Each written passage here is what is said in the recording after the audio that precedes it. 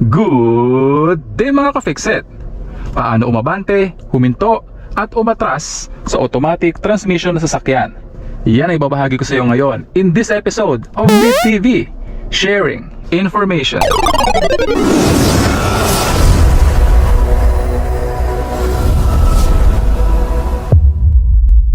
Okay mga ka-fixit, sa past episode natin, ang playlist natin paano magmaneho ng automatic transmission na sasakyan, tinalakay ko paano gamitin ang gear shifter ng ating automatic transmission na sasakyan. Magagamit mo ang mga information sa video na yon, sa video na to, at sa pag-aaral mo ng automatic transmission na sasakyan. Kaya kung di mo pa napanood yung maglalagay ako ng link ng video na sa upper right portion ng video na to and sa description below para mapanood mo. So bago natin mapaabante yung ating automatic transmission na sasakyan, kailangan familiar ka muna sa tatlong bagay na ito.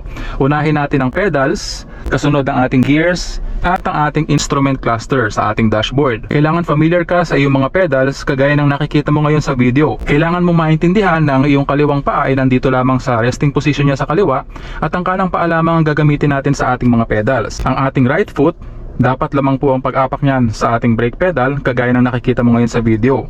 At ililipat lamang natin yan sa accelerator pedal pag kailangan natin ma-accelerate kagaya nito. Kailangan nakatapat ng straight yung iyong kanang paa sa iyong brake pedal at kapag kailangan mag-accelerate, ipapaling mo lamang yung dulo ng iyong sapatos or dulo ng iyong paa papunta sa iyong accelerator pedal.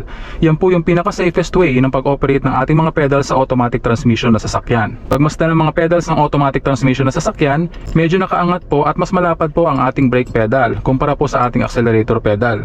Ang ating accelerator pedal medyo lubog po yan at medyo makitid po ang pedal na yan. Sadya pong ganyan ang sa mga automatic transmission na sasakyan kahit sa mga manual transmission na sasakyan dahil yan po ang pinaka-safe na shape ng inyong mga pedal para hindi mo pa mapagpalit at hindi mo aksidenteng maapakan ang iyong accelerator pedal habang inaapakan mo ang iyong brake pedal. Ang ating nga po palang brake pedal ay ino-operate po natin ng progressive braking at meron po yung dalawang function.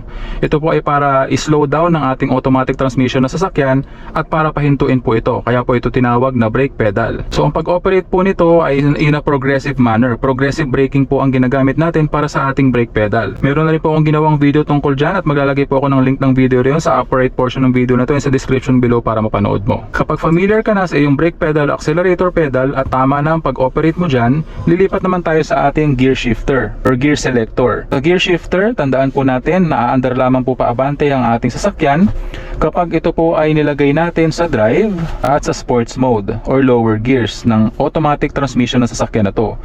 Yung iba pong automatic transmission, hindi po sports mode ang nakalagay kung hindi L, 2, and 1. Meron pang number 3. Pero dito po sa sasakyan na to, this is a Kia Sonic 2025 model, sports mode po ang nakalagay. Tandaan din po natin na aatras po ang ating automatic transmission na sasakyan kapag nilagay po natin ang ating gear selector sa R. Nakahinto po ang ating automatic transmission na sasakyan kapag nilagay po natin ang ating gear shifter sa park. Kung gusto mo mapanood yung video ng tungkol sa pag-operate ng ating gear shifter, kasama po yan sa playlist na ito.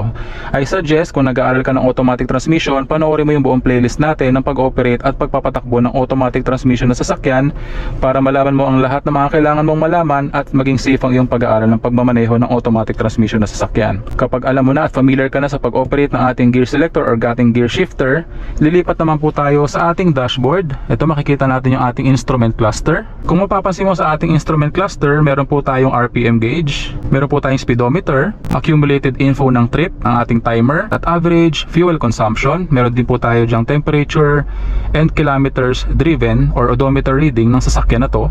Meron din po tayo dyang gauge para sa ating fuel, temperature ng ating makina mga ka-fixit. Makikita mo rin dyan, pinaka-importante, kung kasalukuyang nakaselect sa ating gear shifter, ayan mapapansin mo nakalagay dyan P or park. At dito po sa ating gear shifter, nakalagay din po yan sa P or park. So kung saan man po nakatapat yung ating gear shifter, ay lalabas po yung information na yon dito po sa ating instrument cluster. Papapansin mo rin dyan at makikita mo yung iba pang mga information na kadalasan na hindi po pinapansin ng ibang driver. Kagaya na lamang po nito, yan po yung symbol na ang ibig sabihin ay hindi pa po ako naka-seatbelt. At makikita mo rin to, mapapansin mo yung bilog na may exclamation point. Yan po yung symbol na lumalabas kapag ka naka-on po or naka-engage yung ating handbrake. Kagaya na makikita mo ngayon, naka-engage po yan. Kapag ako po ay nag-seatbelt, mawawala na rin po sa ating instrument cluster yung symbol na yon. At kapag binaba ko po yung ating handbrake, make sure lang na nakatapak tayo sa ating foot brake, mawawala na rin po sa instrument cluster yung symbol na yan. Kapag familiar ka na sa pag-operate ng iyong mga pedals at sa iyong gear shifter at familiar ka na rin sa pagtingin sa iyong instrument cluster, yan po yung tatlong magiging key para mapaabante natin, mapahinto at mapaatras ng safe yung ating automatic transmission na sasakyan. Gagawin na po natin yan ngayon. Ilagay lamang po natin sa tamang posisyon yung ating mga paa, kaliwang paa dito sa farthest left or sa resting position ng ating left foot. Nagiging moral supporter lamang po siya ng ating right foot sa pag-operate ng ating mga pedals. Ipwesto na po natin yung ating right foot sa gitna ng ating brake pedal. Ilipat na po natin yung ating mga kamay, left hand sa ating 9 o'clock position at right hand sa ating 3 o'clock position ng ating steering wheel. Kapag ready na po tayong umabante, naka-seatbelt na po tayo, nakababa na rin po yung ating handbrake, ililipat na po natin yung ating gear shifter sa drive. So pindutin po natin yung release button. Ayan, nasa D na po or drive. At tandaan na bago po tayo umabante, i-double check po natin sa ating instrument cluster, sa ating dashboard, kung ano po yung letter na nakalagay. So mapapansin mo dyan, nakalagay ay D. So, ibig sabihin, nasa drive po tayo. Huwag po tayo magiging kampante na porque nilipat po natin yung ating gear shifter, hindi na po natin i-check yung ating instrument cluster. Palagi nyo po yung i-check kasi napakadelikado po sa sasakyan or sa automatic transmission na sasakyan kapag hindi mo na-check yan. What if nagkamali ka ng nilipatan na sa iyong gear selector, imbis na drive, ay nailagay mo pala siya sa reverse. So thinking na aabante ka, pag-release mo ng iyong preno, medyo umatras yung iyong sasakyan, sa pagkataranta mo, naapakan mo ng todo yung iyong accelerator pedal at bubulusok po yung iyong sasakyan pa atras. Ganon din kung halimbawa you're thinking na nailagay mo sa reverse, sa drive mo pala nailagay, hindi mo chinek sa iyong instrument cluster, imbis na umatras ka ay biglang umabante yung iyong sasakyan. Sa pagkataranta mo, imbis na maapakan mo yung iyong brake pedal, ay naapakan mo ng todo yung iyong accelerator pedal. So bubulusok po pa abante yung iyong sasakyan. Yun po yung nangyayari na SUA or SUA or Sudden Unintended Acceleration, na which is napakadelikado po. And marami na po akong napanood na disgrasya ng SUA, mga ka-fixit. So para maiwasan yan, kaya ako tinuturo sa iyo, kailangan familiar muna tayo sa ating mga pedals, sa ating gear shifter at sa ating instrument cluster para maiwasan po natin yung mga disgrasya na yan. Kapwesto na yung aking paa sa aking mga pedals, nakalagay na po tayo sa drive, na-check ko na yung ating instrument cluster na nakalagay sa D at ready na po tayong umabante. Hawakan po natin ng firm yung ating manibela, i-release ko po yung aking brake pedal ng dahan-dahan. Ayan. Importante po, isipin mo pong mabuti at ilagay mo yan sa iyong brain na kapag pinakawalan mo po yung iyong brake pedal ay aandar na ng unti-unti yung iyong automatic transmission na sasakyan. Yan po yung feature ng automatic transmission na sasakyan, kaya po magiging safe po yan kung alam mo po ang tamang pag-operate nito. So sa paghinto, aapakan lang po natin yung ating brake pedal in a progressive manner, kagaya nito. Dahan-dahan ko po yung inaapakan, and up to the last second, yan, saka ko po siya didiinan para maging smooth po ang ating paghinto. Yan po yung progressive braking na aking pinopromote sa pag-operate ng manual transmission na sasakyan and automatic transmission na sasakyan, para wala po tayong mararanasan or mararamdaman na jerking kapag tayo po ay humihinto. Yung po yung paghinto po ay bigla pong mapapaganon yung inyong katawan. Ganon din po yung inyong mga pasahero. So para maiwasan po yan, progressive braking, mga ka-fixit. So para naman po sa pag-atras, ilalagay po natin yung ating automatic transmission or gear shifter sa ating R or reverse sa ating automatic transmission. I-double check po natin yan sa ating instrument cluster. Ayan, makikita mo nakalagay na R. Napakaganda po na dito sa instrument cluster na sasakyan na to, pag nilagay mo po siya sa R or reverse, dito po sa ating instrument cluster ay nakalagay po yung R at kulay pula po siya. So doon pa lang sa kulay, mariremind ka na paatras po ang magiging pag-andar ng iyong sasakyan. Dahil na double check na natin yan, maayos na yung position ng aking paa, nakalagay na po tayo sa R sa ating gear shifter at na-check ko na sa ating instrument cluster na R, ready na po akong mag-reverse. So wag na wag po ninyong i-release yung inyong brake pedal hanggang di pa po kayo ready umandar. Okay?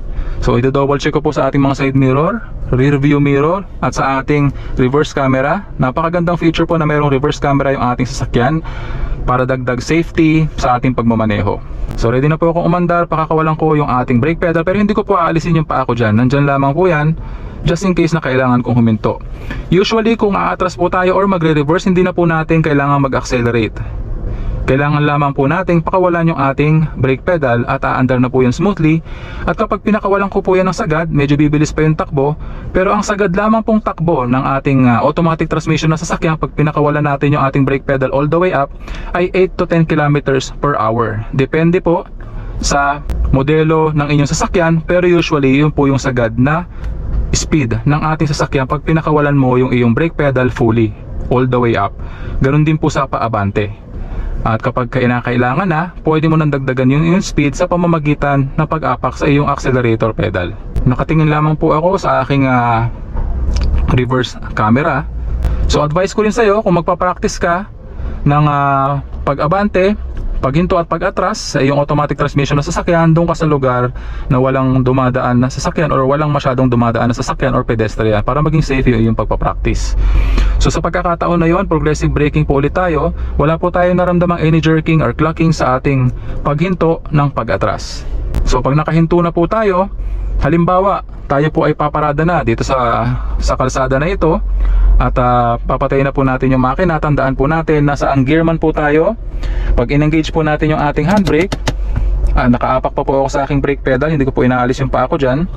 Ililipat po natin yung ating gear shifter sa neutral, papakawalan ko yung aking brake pedal, at most of the weight ng ating sasakyan is sitting on the handbrake na or parking brake. Aapakan ko po ulit ang aking brake pedal all the way down at ililipat ko ang ating gear shifter or gear selector sa park, at pwede ko na pong pakawalan yung ating brake pedal. Pwede ko nang patayin yung ating makina sa pagkakataon na ito at bumaba ng sasakyan. Doesn't matter kung nasa flat, uphill or downhill na kalsada man po tayo, safe po yung automatic transmission natin dahil most of the weight ng ating sasakyan is sitting on the handbrake.